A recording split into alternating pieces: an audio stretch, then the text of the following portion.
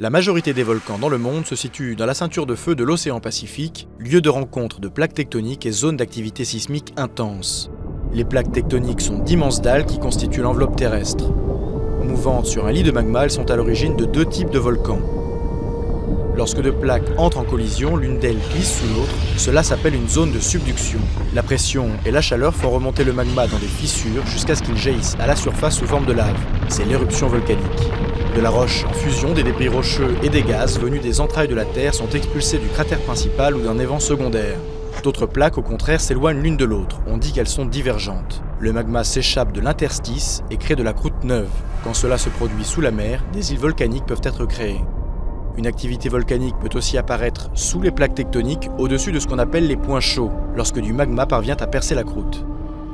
On peut classer les volcans par degré d'activité, éteints quand ils n'ont pas connu d'éruption depuis des dizaines de milliers d'années, dormants en cas d'inactivité temporaire, actifs quand ils crachent régulièrement de la fumée ou de la lave.